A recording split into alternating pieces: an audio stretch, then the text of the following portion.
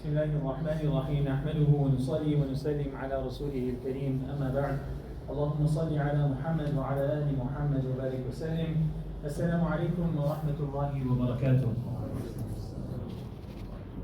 Respected brothers and elders, I address you at a time when a merciless, coward regime, a criminal one, an occupying force who have oppressed the young and old for over 70 years, continues relentlessly to bomb our brothers and sisters in Palestine and especially in Gaza. Of course, we all know about it. A group of ill-equipped, disenfranchised believers in Allah subhanahu wa ta'ala are facing not just one enemy, but multiple enemies who have gathered to annihilate them and to destroy them from the surface of the earth. To understand the magnitude of this, I think we need to understand that till 2 days ago, there were bombs upon Gaza which equated to 12,000 tons of power. How do we understand this?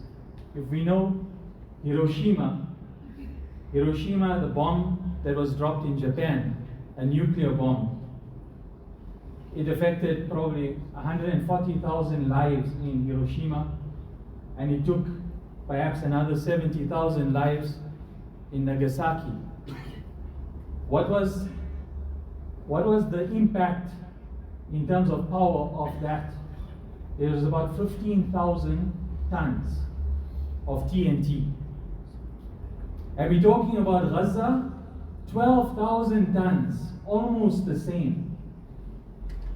But yet we have 2 million people that are packed within a small strip, and yet their heads are still raised high.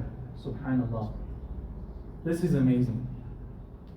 7,000 people, human beings.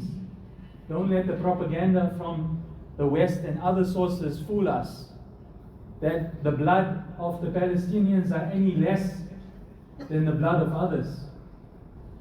7,000 people and counting, as well as almost 3,000 children today as I stand here before you. And really, our hearts bleed and we cry when we see those pictures coming out of Gaza, and we see the distraught mothers and fathers picking up the dead bodies of their children, innocent children, from under the rubble. Just yesterday they were playing, they were joking, they were smiling, and the next day their lives were taken for no sin of theirs. So we see that their heads are still held up high. We see the effects of sabr, of patience upon them. And this is an amazing affair. It's something that we cannot fathom. Think about what I said in my introduction. We're talking about tons of bombs being dropped upon you. Imagine if you were hearing the sound of those bombs alone. That would crush our hearts. Yet they are samit, they are resilient in the face of this. They could have been wiped off the surface of the earth.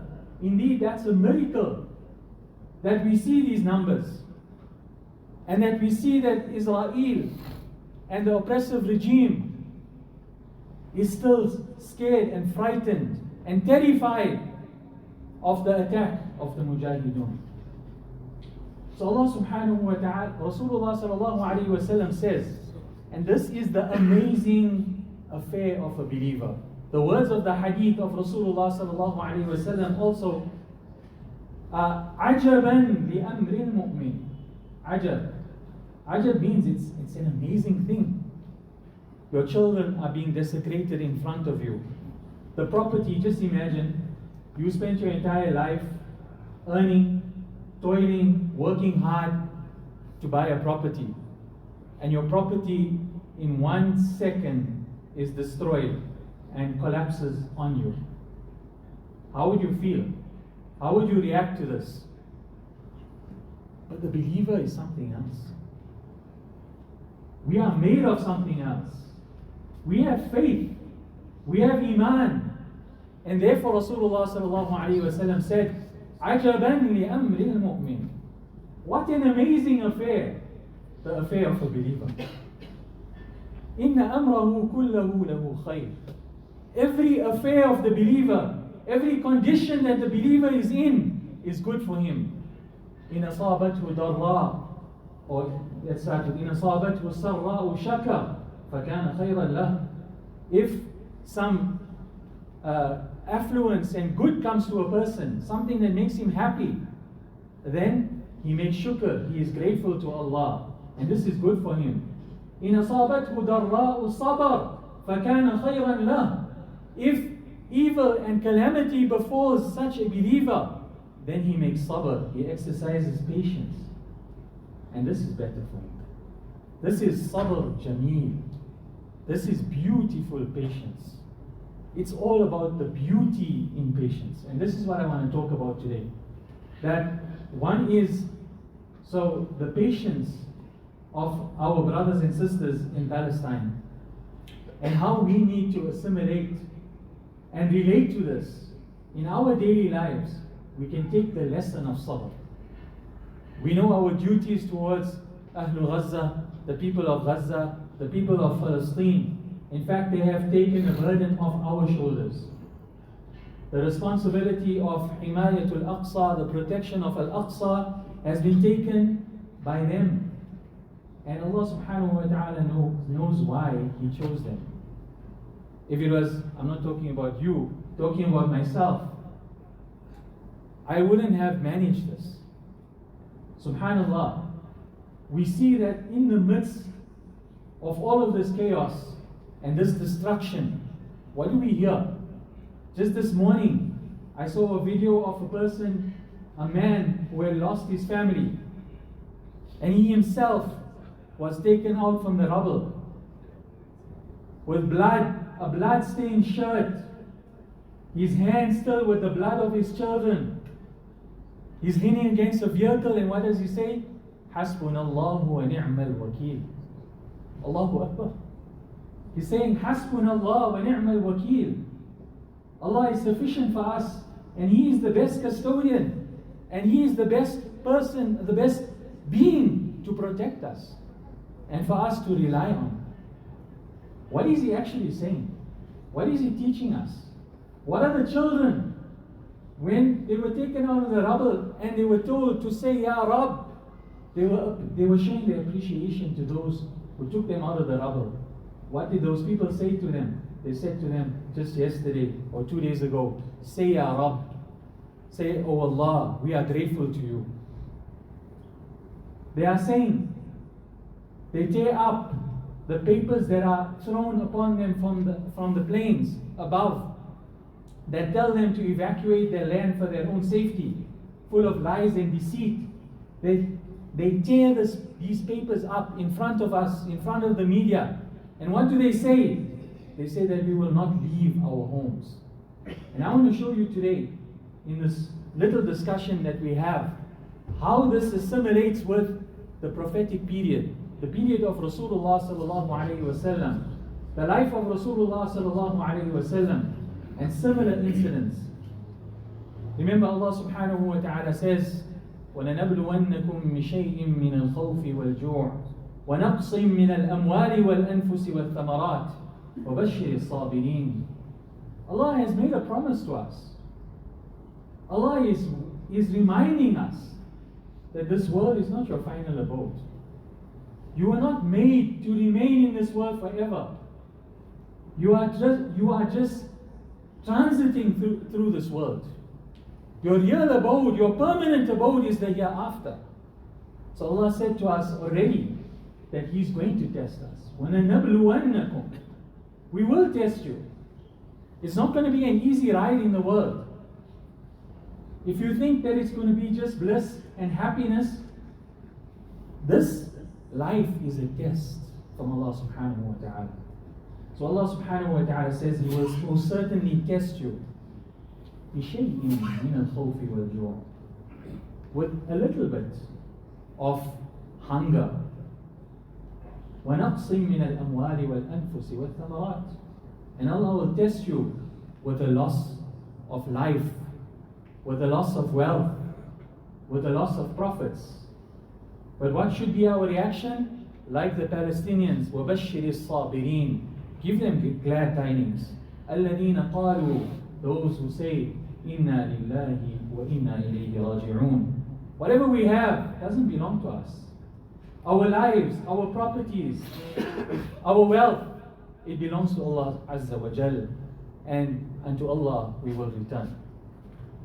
So when we look at this, amongst the statements where the people are saying, this is the qadr of Allah, this is the decree of Allah, it reminds us of various incidents in the life of Rasulullah sallallahu alaihi wasallam. And really they are true to this verse of the Quran, where Allah subhanahu wa ta'ala says, من المؤمنين رجال صدقوا ما عاهدوا الله عليه فمنهم من قضى نحبه ومنهم من ينتظر وما بدلوا تبديلا. Allah subhanahu wa ta'ala says, from the believers there will be those who are truthful to whatever pact they made with Allah.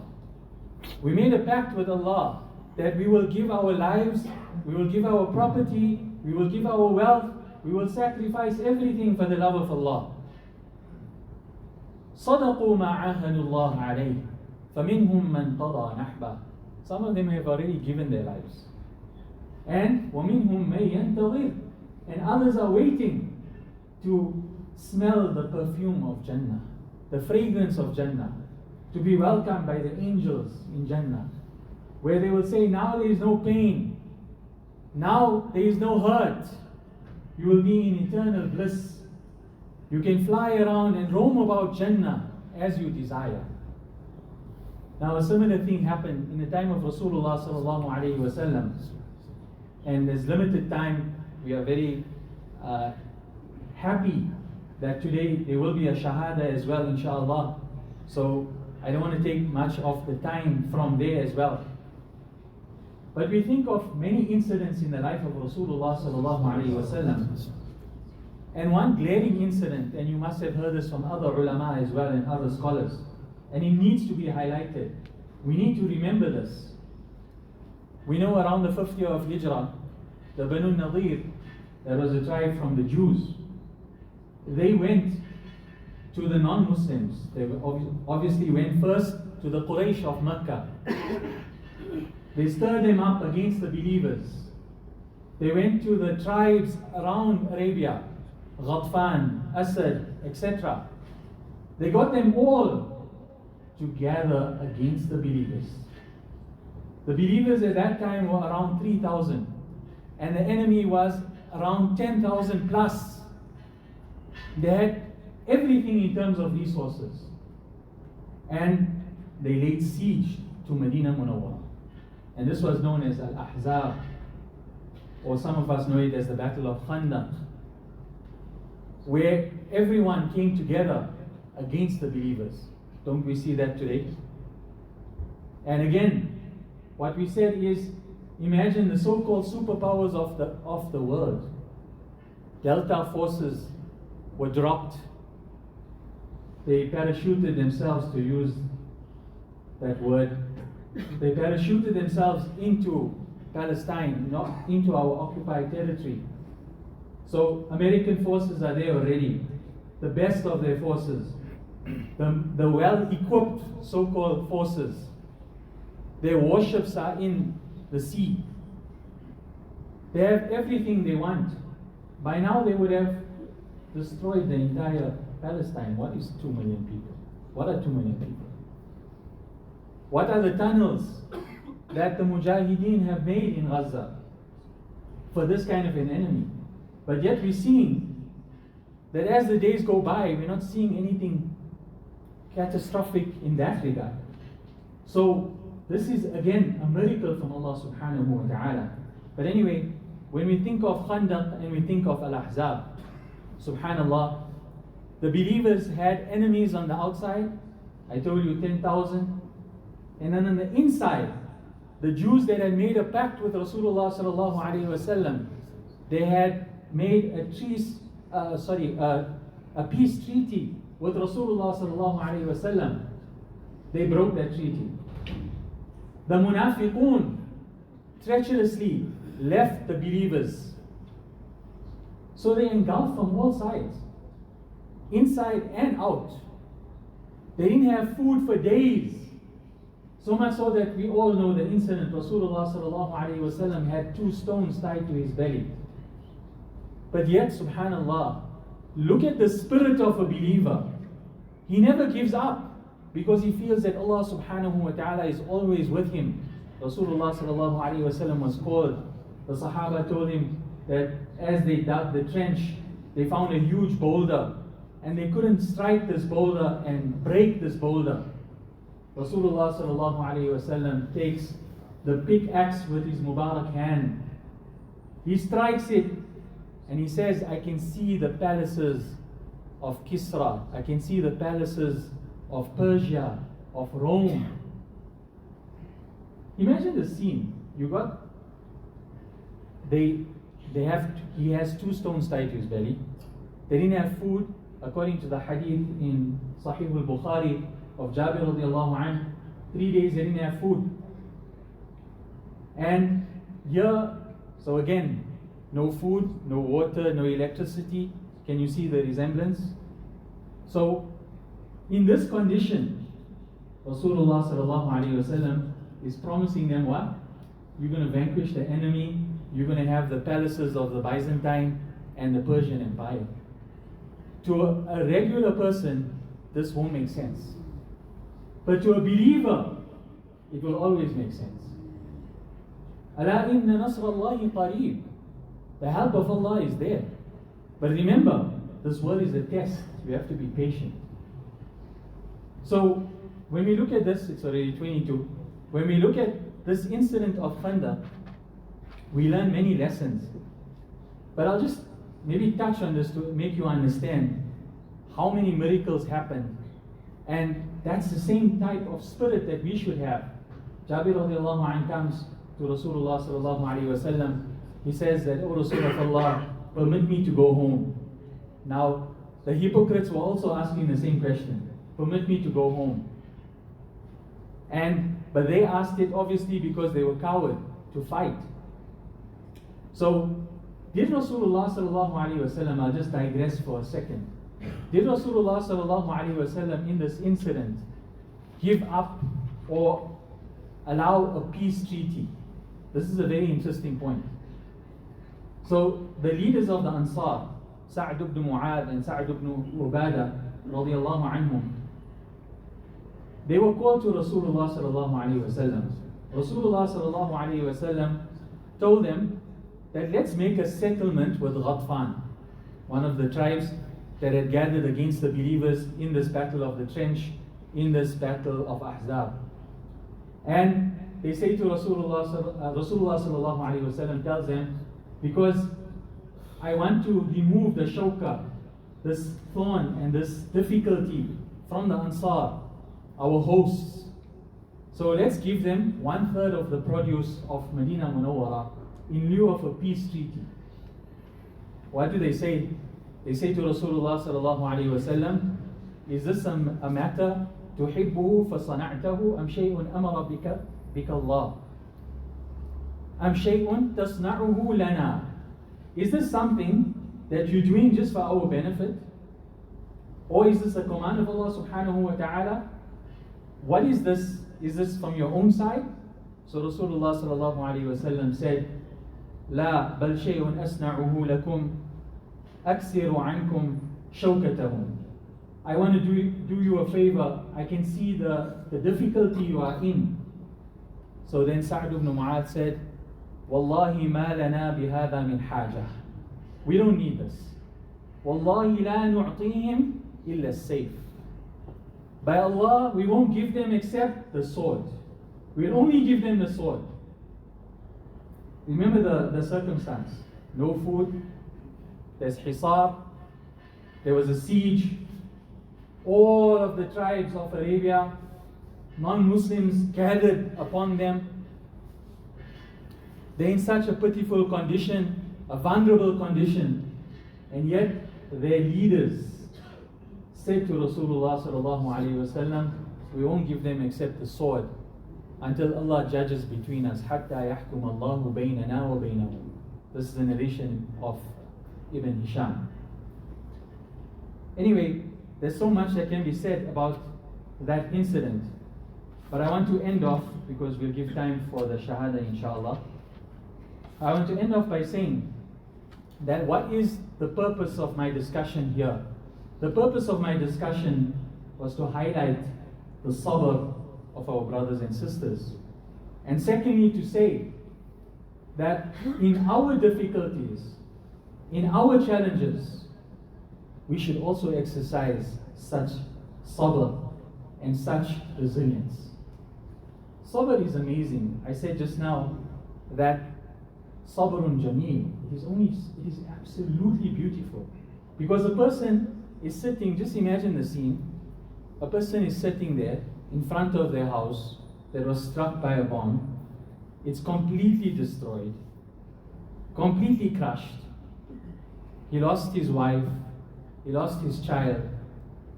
He's sitting there and saying, I hand my affair over to Allah. Isn't this amazing? Don't we want this? This is inner peace. It's like when the rose blooms amidst thorns. And that is the beauty of sabr. Sabr is like it's like an anesthetic. When you give an anesthetic before a procedure, you don't know what happened. They chopped you, the surgeon was doing all sorts of things to you. Under normal circumstances, you will feel pain, but you're under anesthetic, you've got this anesthetic, so you don't feel it. The pain is there, it's supposed to be there, but you're not feeling it because of an external factor, because of this balsam, because of sabr. And subhanallah, it's linked to hilm. Hilm is forbearance, but this word in Arabic is very beautiful, because this word hilm, when you talk about a mother who breastfeeds her child, you call that halama. So the halama is what pacifies the child. So hilm, forbearance, is born out of intelligence, and it pacifies us. Rasulullah sallallahu alaihi wasallam said in a hadith, to understand the meaning of the word hilm, لِيَلِنِي مِنْكُمْ أُولُو الْأَحْلَامِ وَالنُّهَى, and you can read it as liyalini as well. That those who have intelligence should be the closest to me in salah.